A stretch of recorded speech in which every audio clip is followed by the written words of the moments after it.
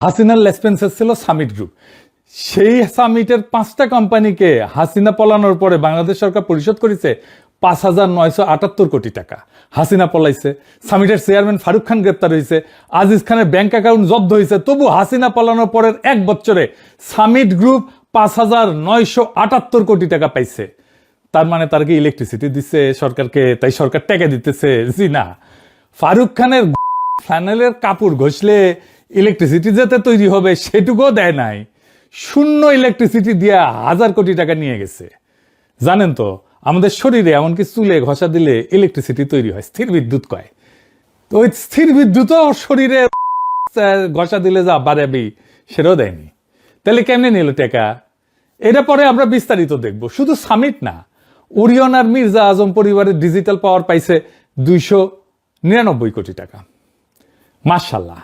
হাসিনার সাবেক protocol officer Alauddin নাসিমের company পাইছে 241 কোটি টাকা, আলহামদুলিল্লাহ।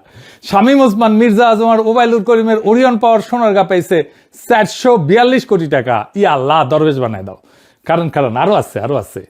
একই গোষ্ঠী ওরিয়ন পাওয়ার রূপসা পাইছে 352 কোটি টাকা। এর সবাই আওয়ামী লীগের লোক, অনেকে দেশের বাইরে পালায় আছে। এই জন্যই তো দুবাই বুর্জ খলিফার সামনে এরা দল বান্ধে সিল করে নিশ্চিন্তে। দেখিছেন কত নিশ্চিন্ত? কারণ বাংলাদেশ জনগণের ট্যাক্সের টাকা ঢুকিচ্ছে প্রত্যেক মাসে ওদের অ্যাকাউন্টে। এটাই হাসিনার সিস্টেম আর তারেক রহমানের ম্যানেজমেন্ট। হাসিনা ছাড়া হাসিনার সিস্টেম, সেটা কেমন, কিভাবে শুরু হইলো তাহলে লুটপাট? আসেন সেটা বুঝে দেখি। 2008-এ হাসিনা ক্ষমতা এসছে, চারিদিকে লোডশেডিং, 15 কোটি মানুষের দেশে বিদ্যুৎ সক্ষমতা 5,500 মেগাওয়াট, দরকার 7,000 মেগাওয়াট, ঘাটতি 1,500 মেগাওয়াট। তার মানে প্রত্যেকটা 5টা ঘরের একটাই অন্ধকার। হাসিনা দেখলে এটা তো মজা, এখানে সুযোগ, এখানে দাও মারা যাবে, দাও। পাবলিক অস্থির হয়ে আছে লোডশেডিং এর যন্ত্রণা, এই থেকে মুক্তি পাইতে যা খুশি মেনে নিবে। হাসিনা আসলো পরিত্রাতা হইয়া, সংকটের সমাধান নিয়া। সংসদে পাশ হইল কুইক রেন্টাল বা ইনডেমনিটি অ্যাক্ট। এই আইন হাসিনাকে 2টা ভয়ঙ্কর ক্ষমতা দিল। সেকশন 6(2) কি আছে সেইটাতে? জ্বালানি মন্ত্রী একাই কোনো দরপত্র ছাড়া যে কোনো চুক্তি করতে পারবে। আর সেকশন 9, এই চুক্তি কোর্টে চ্যালেঞ্জ করা যাবে না। মন্ত্রী একা চুক্তি করবে, কোর্টে যাওয়া যাবে না, কেউ প্রশ্ন করতে পারবে না। কি মজা! আইন পাশ করার সময় হাসিনা কইছিল এটা মাত্র 2 বছরের জন্য, সংকট কাটে গেলে আইন আর থাকবে না। সেটা আর বাতিল হইল না। 2 বছর ব্যাটতে আজ পর্যন্ত শেষ হয় নাই। কয়েক দফা বাড়ায় 2026 সাল পর্যন্ত টিকায় রাখা হয়েছে। 33 বছর কাটলেও কেউ কথা রাখে না, পলিটিশিয়ানরা কোনোদিন কথা রাখে না, এটা মাথায় রেখেন। আর বিএনপি তখন সংসদে 15 বছর ধরে যে ইনডেমনিটি আইন দিয়ে হাজার কোটি টাকা লুট হইল, প্রধান বিরোধী দল হিসাবে বিএনপি সংসদে সেটার বিরুদ্ধে দাঁড়ায় নাই, রাজপথে রাজনীতির কেন্দ্রীয় ইস্যু করে নাই। হরতাল হয়েছে অনেক কিছুর জন্য, খালেদা জিয়ার বাড়ির জন্য, কেয়ারটেকার বাতিল নিয়ে, কুইক রেন্টাল নিয়ে হয়নি কিছু। হাসিনা তাইলে কেন আইন করলো? 1 নাম্বার তো রাষ্ট্রের সম্পদ মাফিয়ার হাতে দেওয়ার জন্য। আর কি কারণ ছিল? 2009 সালে যখন হাসিনা ক্ষমতায় আসে, দেশের বিদ্যুৎ উৎপাদনের প্রায় 80% ছিল রাষ্ট্রীয় মালিকানায়, মাত্র 20% ছিল বেসরকারি হাতে। মানে জ্বালানি খাতের নিয়ন্ত্রণ তখনও জনগণের, রাষ্ট্রের হাতে। সেটাই থাকে সব দেশে। জ্বালানির উপরে রাষ্ট্র সার্বভৌম কর্তৃত্ব রাখতে চায়। যুদ্ধ লাগলে দেখেন জ্বালানি উৎপাদন আর সরবরাহ শত্রু দেশ ধ্বংস করে দেয়। আর বেসরকারি, এই যে অনুপাতটা, এটা পাল্টে দেওয়া হলো ইচ্ছাকৃতভাবে সংকট সমাধানের নামে। আমাদের জ্বালানি নিরাপত্তাকে বেসরকারি খাতে শুধু হাসিনা তুলে দিল না, বিদেশি রাষ্ট্রের উপরে নির্ভরশীল করে দিল। নির্বিচারে বেসরকারি খাতে নতুন কেন্দ্র বসানো হইল, নতুন রাষ্ট্রীয় বিদ্যুৎ কেন্দ্র আর বসানো হইল না। সব নতুন চুক্তি গেল সামিট, ওরিয়ন, এসালম, ইউনাইটেড, ডরিনের মতো হাসিনার ঘনিষ্ঠ কোম্পানির হাতে। ডরিন গ্রুপ কার জানেন না? সর্দির বডিগার্ডের 4 খলিফার 1 খলিফা নূরে আলম সিদ্দিকীর। ওর পোলা, ও মারা গেছে তো এখন ওর পোলা চালায়। 15 বছরে অনুপাত উল্টে গেল। আজ বেসরকারি খাতের দখলে পুরা বিদ্যুৎ উৎপাদনের বড় অংশ। রাষ্ট্রীয় খাত সংকুচিত, দুর্বল এবং ভর্তুকি নির্ভর। এর মানে কি? জ্বালানির মতো একটা সংবেদনশীল খাত আর রাষ্ট্রের হাতে নাই, মাফিয়া গোষ্ঠীর হাতে। তারা যদি একদিন ঠিক করে যে প্ল্যান বন্ধ করে দিবে, বাংলাদেশ অন্ধকার, তারা যদি ঠিক করে দাম বাড়াবে, সরকারের কিচ্ছু করার নাই। তারা যদি ঠিক করে বকেয়া চাই, সরকার মাথা নত করবে। চুক্তি বাতিল করার ক্ষমতা রাষ্ট্রের হাতে নাই। রাষ্ট্র এখন জিম্মি, এবং জিম্মিকারীরাকে হাসিনার তৈরি করা মাফিয়া শ্রেণী। তো বিদ্যুতের সংকটে সরকার কেমনে সমাধান করবে? সমাধান তো তার হাতে নাই। এবার আসেন দেখি লুটপাট কিভাবে হয়েছে, টাকার অঙ্কে লুটের পরিমাণ কত। এটা বুঝতে হলে ক্যাপাসিটি চার্জ, এই শব্দটা বুঝতে হবে। এই একটা শব্দের ভেতরে বাংলাদেশের বিদ্যুৎ লুটের পুরা লাইসেন্স লুকে আছে, পুরা গ্রামার, পুরা ব্যাকরণ। ক্যাপাসিটি চার্জ মানে কি? একটা সহজ উদাহরণ দিই। ধরেন আপনি একটা প্রাইভেট কার ভাড়া নিলেন মাসিক চুক্তিতে। চুক্তি এরকম যে গাড়ি আপনি চালান বা না চালান প্রত্যেক মাসে ভাড়া দিতে হবে। চালাইলে তেলের দাম আলাদা, না চালাইলেও মাসিক ভাড়া ঠিকই যাবে। বাংলাদেশ সরকার বেসরকারি বিদ্যুৎ কোম্পানিগুলোর সাথে হুবহু এই চুক্তি করেছে। কোম্পানি বিদ্যুৎ উৎপাদন করুক বা না করুক, শুধু সক্ষমতা ধরে রাখার নামে তাদের নিয়মিত টাকা দিতে হবে। এটাই ক্যাপাসিটি চার্জ। বিদ্যুৎ চাই আলাদা টাকা দাও, ফুয়েল কস্ট দাও। বিদ্যুৎ চাই না তাও ভাড়া দাও, ক্যাপাসিটি চার্জ। প্ল্যান চললেও টাকা, না চললেও টাকা। কোম্পানির কোনো লেকশন নাই, পুরা ঝুঁকি রাষ্ট্রের, মানে আপনার আমার ঘাড়ে। বিশ্বের কোনো স্বাভাবিক বাজারে ব্যবসায় ঝুঁকি থাকে, ভালো করলে লাভ, খারাপ করলে লোকসান। কিন্তু বাংলাদেশের বিদ্যুৎ খাতে ঝুঁকি নাই, শুধু লাভ আর লাভ। এটা ব্যবসা নাকি এটা লুটেরাদের জন্য রাষ্ট্রের পেনশন স্কিম? এই লুটেরারা কত টাকা নিচ্ছে শুনলে মাথা গরম হয়ে যাবে। এই 16 বছরে কোনো বিদ্যুৎ না দিয়ে ভাড়া বাবদ বাংলাদেশ সরকার পরিশোধ করছে প্রথম 10 বছরে 43,500 কোটি টাকা, পরে 6 বছরে 76,000 কোটি টাকা, মোট 1,25,000 কোটি টাকা। খেয়াল করেন, প্রথম 10 বছর যা দিছে, পরের মাত্র 6 বছরে তার দ্বিগুণ। লুট বাড়েনি, কিন্তু লুটের গতি বাড়ছে। আপনারা বলা হয় সরকার প্রত্যেক বছর বিদ্যুৎ খাতে বিরাট অঙ্কে ভর্তুকি দেয়। আপনারা কয় যে আপনারা কম দামে বিদ্যুৎ দিতে ভর্তুকি দিচ্ছে আপনাকে। এই ভর্তুকির 80% খরচা হয় ক্যাপাসিটি চার্জ পরিশোধে, মানে বসে থাকা প্ল্যান্টের বিল মেটাইতে। বেনে করছি না, দেখেন বিদ্যুৎ ভর্তুকি 80 না 81% ক্যাপাসিটি চার্জে দেয়। টাকা দিচ্ছে দলের লোকজনদেরকে, লুটেরাদেরকে, আর বলতেছে ভর্তুকি দিতেছি বিদ্যুতে। আপনার পকেটের ট্যাক্সের টাকা সিংহভাগ যাচ্ছে মাফিয়াদের পকেটে, যাদের কারখানা বন্ধ, যাদের মালিক সিঙ্গাপুর লন্ডনে সিল করতেছে। আর আপনি ভর্তুকি নামে যেটা শুনিচ্ছেন সেটা আসলে জনগণের টাকায় লুটেরাদের মাসিক ভাতা দেওয়া হইতেছে। নামটা সুন্দর, কাজটা ডাকাতি। এই টাকা দিয়া 1.25 লাখ কোটি টাকা, এই টাকা দিয়া 4টা পদ্মা সেতু বানানো যেত, 4টা। অথবা বাংলাদেশে পুরা স্বাস্থ্য খাতে 3 বছরে পুরা বাজেট দেওয়া যেত। সারা বাংলাদেশের সব হাসপাতাল, সব ডাক্তার, সব নার্স, সব ওষুধ 3 বছর ফ্রি চলতো। ডলারে কত জানেন? $11 বিলিয়ন। বাংলাদেশের রিজার্ভের প্রায় অর্ধেক। শূন্য বিদ্যুতের বদলে হাওয়া হয়ে গেছে বাংলাদেশের রিজার্ভের অর্ধেক। তো প্ল্যান্ট কাদের কাদের দিছে আসেন সেটা দেখি। ক্ষমতা এসে 2009 আওয়ামী লীগ 32টা কুইক রেন্টাল বিদ্যুৎ কেন্দ্রের অনুমোদন দেয়। তারপরে 2010 সালে ইন্ডেমনিটি আইন করলো, সেই আইনের সাথায় 72টা বিদ্যুৎ কেন্দ্রের অনুমোদন দিল। কারা পাইলো এই 72টা প্রজেক্ট? কিভাবে পাইলো?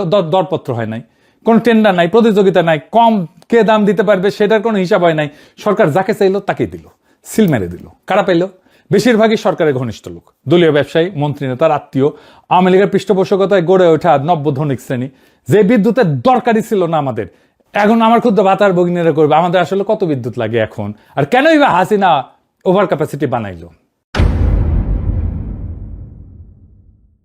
দেশের চাহিদা ছিল 17,000 মেগাওয়াট, কিন্তু বিদ্যুৎ কেন্দ্র যা বানানো হইলো তার যা উৎপাদন সক্ষমতা সেটা 29,000 মেগাওয়াট, মানে দ্বিগুণের কাছাকাছি। কেন? 2টা কারণে। প্রথম কারণ, জাপানিরা 2010 আর 2016 পাওয়ার সেক্টর মাস্টার প্ল্যান বানিয়ে দিছিল জাপানের জাইকা। তারা চাহিদার পূর্বাভাস দিছিল ফুলায় ফাপায়। 2022 সালের যে ফোরকাস্ট দিছিল সেটাই আমাদের চাহিদার চাইতে 60% বেশি। মানে করছি না, এই যে দেখেন রিপোর্ট দেখেন, এরাই কইতেছে যে ওভার এস্টিমেট করা হয়েছিল পাওয়ার ডিমান্ড খুব বড় মার্জিনে। এর কারণে বাংলাদেশ অনেক বেশি ক্যাপাসিটির, যা দরকার তার চেয়ে বেশি ক্যাপাসিটির বিদ্যুৎ কেন্দ্র বানাইছে। এখন চিন্তা করেন, যে জায়গা প্ল্যান দিচ্ছে মাস্টার প্ল্যান, সেই জায়গায় বিদ্যুৎ কেন্দ্র বানাইতেছে, মাতার বাড়ি কয়লা প্ল্যান্টে বিনিয়োগ করতেছে, মাস্টার প্ল্যান আবার সেই বানাইতেছে, সেই প্ল্যান অনুযায়ী প্ল্যানটা বানাইতেছে। এইটারে বলে কনফ্লিক্ট অফ ইন্টারেস্ট। যাকে প্ল্যান বানাইতে দিতেছেন সেই আপনার ফোরকাস্টিং করতেছে আপনার চাহিদা কত হবে। ভাবেন, আপনি ধরেন গাড়ি নিয়ে গেলেন আপনি গ্যারেজে, মেকানিক বনেট খুলে বললো যে ভাই ইঞ্জিন তো শেষ, আপনার নতুন ইঞ্জিন লাগবে, ব্যাটারিও বদলাইতে হবে, গিয়ার বক্সও দেখি গেছে গা টাইট হয়ে গেছে, আপনি জিগাবেন এত পার্টস কই পাবো? মেকানিক হাসি দিয়ে কইবে যে চিন্তা করেন না, পাশের পার্টসের দোকানটা আমার নিজের। কারণ বুঝেছেন তো, পার্টস বেচা যার ব্যবসা, সে কেন বলবে যে গাড়ি ঠিক আছে আপনার? সে তো বলবে আপনার গাড়ির সব শেষ। সে তো চাইবে যে পার্টস বেচতে, সে তো গাড়ি ঠিক করতে বসে নাই। তো জায়গা তো আসলে আমার প্ল্যান করে দেবে না, ও তো আসছে কিভাবে বিদ্যুৎ কেন্দ্র বানাইবে আর টাকা নিবে। জায়গারে কেন দেশের পাওয়ারের পরিকল্পনা করতে দিতে হবে? আমাদের দেশের এক্সপার্টরা আছেন, একটা রাষ্ট্রীয় প্ল্যান বানাইতে পারে না? একটা বিদেশি প্রতিষ্ঠান থেকে লেখায় নিতে হবে, আবার ওদেরই ওই প্ল্যান অনুযায়ী ইনভেস্ট করতে দিতে হবে। বাঙ্গুদের কাজই এরকম। হাসিনা কইতো না আমি এই প্ল্যান করে দিয়েছি, ওই প্ল্যান করে দিয়েছি, ডেল্টা প্ল্যান করে দিয়েছি। প্ল্যান করেছে আর এক প্ল্যান মাস্টার আসিছে, বাংলার লুথার কিং। হাসিনারও মজা, বেশি প্ল্যান মানে বেশি লুট। তো লুটের গুরু কারা? গুরু হইতেছে হাসিনার ছেলে সজীব ওয়াজেদ জয়, প্রতিমন্ত্রী নসরুল হামিদ বিপু। লুটপাটের সিস্টেম চালাইতো যারা, তারা হইতেছে সাবেক জ্বালানি উপদেষ্টা তৌফিক এলাই চৌধুরী, এখন কারাবন্দী আছে, সাবেক মুখ্য সচিব আবুল কালাম আজাদ আর আহমেদ কাইকাউস। পুরা 15 বছর বিদ্যুৎ মন্ত্রণালয়ের দায়িত্ব হাসিনা নিজের হাতে রাখছিল, নিজের কবজায়। হাসিনা পলানোর পর 2 বছর হইতে চললো, কারো শাস্তি হয়নি, কারো জবাবদিহি হয়নি। আর আছে কোম্পানিগুলা, আমি সব কোম্পানির নাম বলবো না, আজকে 2টা কোম্পানি আপনারা চেনেন, সামিট আর এসালম। সামিটের মালিক হচ্ছে মোহাম্মদ আজিজ খান, তার বড় ভাই হইতেছে লেফটেন্যান্ট কর্নেল ফারুক খান, আওয়ামী লীগের প্রেসিডিয়ামের সদস্য, সাবেক বাণিজ্য আর বেসামরিক বিমান মন্ত্রী। পাকিস্তান আর্মিতে ছিল, 1971 বাঙালিদের বিরুদ্ধে যুদ্ধ করেছে। পাকিস্তান মিলিটারি একাডেমি থেকে কমিশন পাইছে 71 মার্চে, ঠিক যেদিন বাংলাদেশে মুক্তিযুদ্ধ শুরু হয়, 25 মার্চ। তারপরে কি করলো? তারপরে পাকিস্তান সেনাবাহিনীর পক্ষে দিনাজপুরে পোস্টিং নিল। মুক্তিযুদ্ধ শুরু হলে পাকিস্তান সেনাবাহিনীর পক্ষে প্রথম যে অপারেশন, এটা ফারুক খান চালায়। কয়েকজন মুক্তিযোদ্ধার নিরীহ বাঙালিকে নির্মমভাবে হত্যা করছে। দিনাজপুরের মুক্তিযুদ্ধ বইয়ে এই কথা লেখা আছে। এই পরিবারের সদস্যরাও তালিকাভুক্ত রাজাকার। মকসুদপুরে মানুষের বাড়িঘর দখল করছিল। 72 সালে পাকিস্তান আত্মসমর্পণের পর পরিবার সমাজ মকসুদপুর থেকে বিতাড়িত হয়েছিল। পরে এক স্থানীয় মুক্তিযোদ্ধার পায়েটায় ধরে এলাকায় ফিরে আসে। 2008-এর পরে আবার সে মুক্তিযোদ্ধা সনদের জন্য দৌড়ঝাঁপ করেছিল, পায় নাই। সেনাবাহিনীর চাকরি ও আকারে পদ বালকের মতো সাফল্যে ভরপুর। 90-এর দশকে পদ বাণিজ্য সহ নানা কেলেঙ্কারিতে জড়ায় অবসরে যেতে হয়। তারপর 1996 সালে কোটি টাকার বিনিময়ে আওয়ামী লীগের মনোনয়ন কিনে সংসদ সদস্য হয়। রাজাকার থেকে আওয়ামী লীগের কান্ডারি, আর সেই কান্ডারির ছোট ভাই বাংলাদেশের জ্বালানি খাতের সবচেয়ে বড় লুটেরা সাম্রাজ্যের মালিক। ভাইয়ে ভাইয়ে সাম্রাজ্য।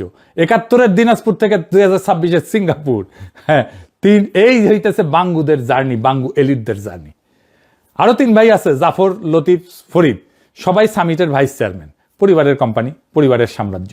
সামিট পাওয়ার একাই 15 বছরের মোট ক্যাপাসিটি চার্জের 12% নিছে, মানে 10,623 কোটি টাকা নিছে। 2016 সালে আজিজ খান সিঙ্গাপুরে সামিট পাওয়ার ইন্টারন্যাশনাল বানায়, SPI, কারণ হিসেবে বলে আন্তর্জাতিক অর্থায়নের সুবিধার জন্য। বাস্তবে কি হইল? সেই বছরই এপ্রিল 2016 পানামা পেপারসে আজিজ খানের নাম, তার বউ, তার মেয়ে, তার ভাই, তার ভাতিজা, সবার নাম পানামা পেপারসে সবার নাম চলে আসলো। 2016 সালে ফাঁস হওয়া এক বিশাল গোপন নথিপত্র, পানামার একটা আইনি প্রতিষ্ঠানের 1.1 কোটি ফাইল সাংবাদিকদের হাতে চলে আসে। এই ফাইলগুলোতে ছিল দুনিয়া জুড়ে ক্ষমতাবান লোকদের গোপন সম্পদের তালিকা, কে কোথায় কত টাকা লুকায় রাখছে। কোন দেশের প্রধানমন্ত্রী, কোন দেশের রাষ্ট্রপতি, কোন ব্যবসায়ী, বিশ্বজুড়ে কাপাকাপি শুরু হয়ে গেল। আইসল্যান্ডের প্রাইম মিনিস্টার তো পদত্যাগ করতে হইল। পাকিস্তানের নওয়াজ শরীফ ক্ষমতা হারাইলেন। আর সেই তালিকায় বাংলাদেশের একজন, মোহাম্মদ আজিজ খান, সামিটের মালিক। হ্যাঁ, ব্যান্ড পার্টি বাজার হেরিটেজ সাহেব। হ্যাঁ, 6টা অফশোর কোম্পানি ব্রিটিশ ভার্জিন আইল্যান্ডে রেজিস্টার্ড, সিঙ্গাপুরের ঠিকানা। অফশোর কোম্পানি কি জানেন তো? অফশোর কোম্পানি হইতেছে ছোট দ্বীপ দেশে রেজিস্টার করা কাগজি company. British Virgin Island, Cayman Island, Bahama, এই সমস্ত জায়গায়। এগুলো দ্বীপ, কিন্তু রাষ্ট্র। এই দ্বীপগুলোতে ট্যাক্স নাই, মালিকের নাম প্রকাশ করতে হয় না, কে আসল মালিক কেউ জানে না। তো এই কোম্পানিগুলো কাদের লাগে? যারা টাকা লুকাইতে চায়, যারা ট্যাক্স ফাঁকি দিতে চায়, যারা চুরি করা টাকা বৈধ দেখাইতে চায়। সাধারণ ব্যবসায়ীর এই জিনিস লাগে না। ব্যবসায়ীর লাগে অফিস, লোক, লাইসেন্স। অফশোর কোম্পানির কিচ্ছু লাগে না, শুধু একটা পোস্ট বক্স লাগে আর একজন উকিল লাগে। তাহলে আজিজ খানের এই 6টা অফশোর কোম্পানির কেন লাগলো? সিঙ্গাপুরে অফিস তো আছেই, বাংলাদেশের সামিট তো আছেই। উত্তরটা সবাই জানে, লুকানোর জন্য টাকা, লুকানোর জন্য, পাচার করার জন্য টাকা। ওর বাপের কি সিঙ্গাপুরে জমিদারি ছিল যে এত টাকা দিয়ে সিঙ্গাপুরে কোম্পানি করলো? আজিজ খান এখন সিঙ্গাপুরের 41তম ধনী, সম্পদ $1 বিলিয়ন বেশি। বাংলাদেশ ব্যাংকের কাছে কোনো রেকর্ড নাই এই টাকা বৈধভাবে যে বাইরে গেছে। হাসিনা পলানোর পরে আজিজ খান বাংলাদেশের নাগরিকত্ব ছেড়ে সিঙ্গাপুরের নাগরিক হয়েছে। ফারুক খান গ্রেপ্তার হয়েছে 14 অক্টোবর 2024। ডিসেম্বরে 2025 সামিট সহ 10টা গ্রুপ আর হাসিনা পরিবারের 66,146 কোটি টাকার সম্পদ জব্দ হয়েছে। কিন্তু এইসব কাগজে, বাস্তবে আজও সামিটের কোম্পানিগুলিতে বাংলাদেশের জনগণের টাকা ঢুকিচ্ছে। এরপরে আসেন এসালম, আর এক তালেবর, আমাদের শিলং সালাউদ্দিনের প্রিয় অলিগার্ক এসালম। এসালমের কাছ থেকে ইসলামী ব্যাংক উদ্ধার করা হয়েছে দেখে সংসদে শিলং সালাউদ্দিন কয়, নারায়ে তাকবীর বইলে নাকি ব্যাংক দখল করা হয়েছে। শুনেন, কেউ সরকারি ইন্টেলিজেন্স ব্যবহার করে হোটেলে ডেকে নিয়ে এসে করেছে, আর কেউ সরাসরি নারায়ে তাকবীর আল্লাহু আকবার বলে নেমেছে। শুনেছেন? খুব দুঃখ পেয়েছে শিলং সালাউদ্দিন।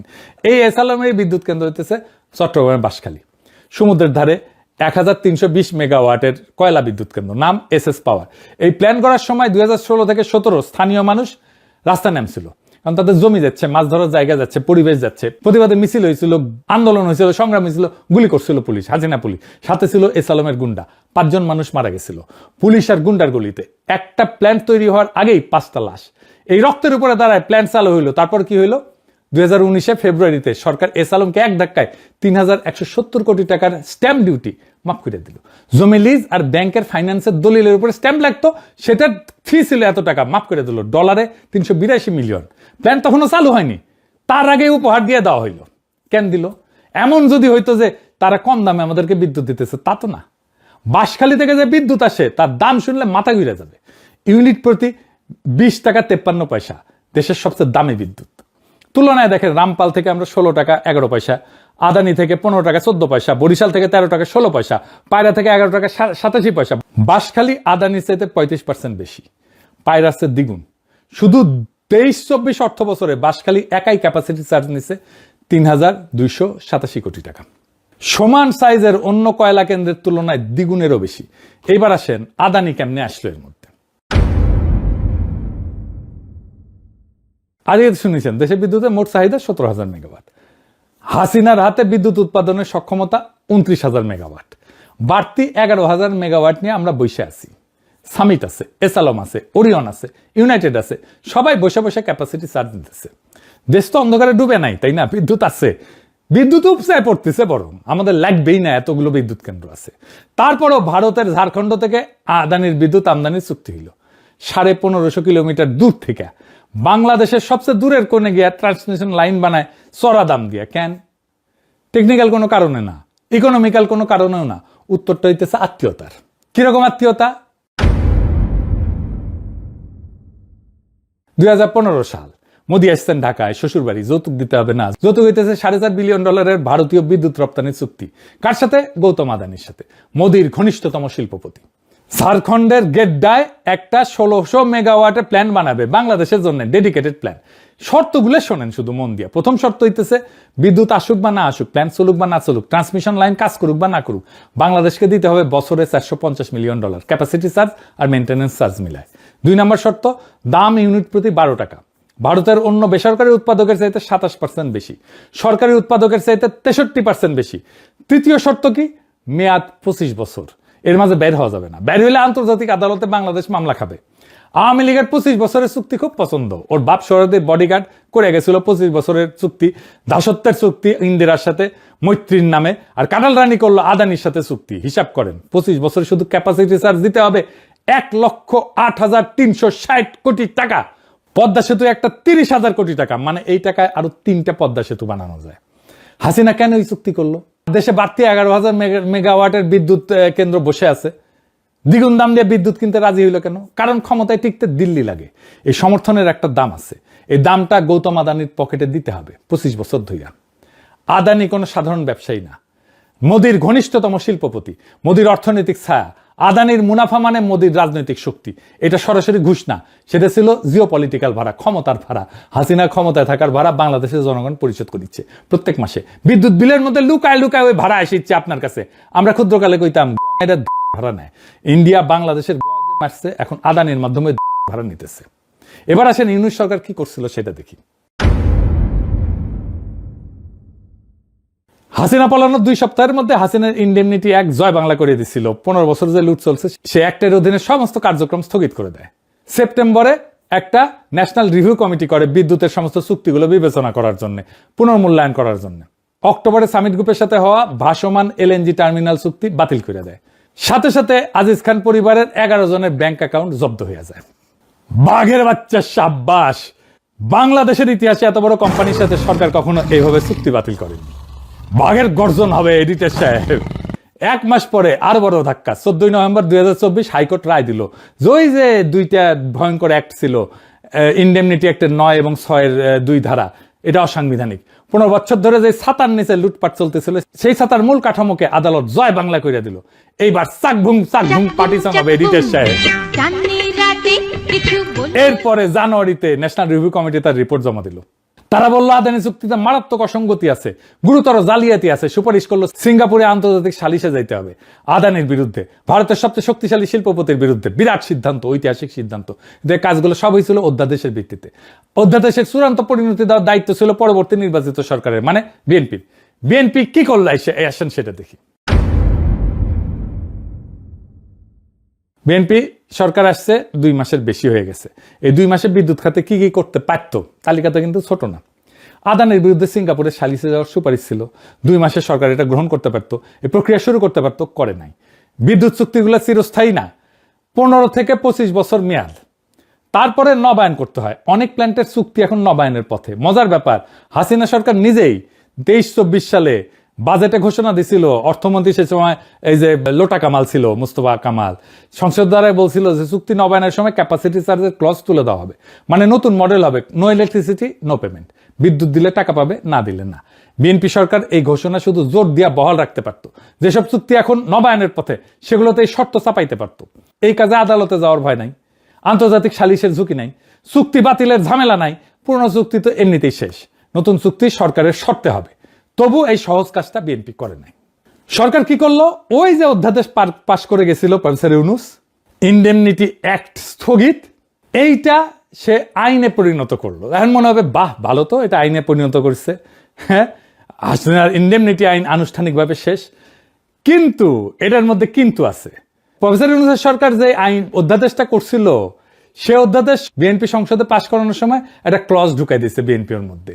সে ক্লজটা কি, দায় মুক্তি আইন বাতিল হইলেও তার অধীনে যে সম্পাদিত সব চুক্তি সেটা বৈধতা দেওয়া হবে। বা আইন বাতিল, কিন্তু আইনের ছাতার নিচে চুক্তিগুলো হয়েছিল সামিট, ওরিয়ন, এসালম, আদানি, সব চুক্তি বৈধ, কোনো চুক্তি বাতিল হবে না।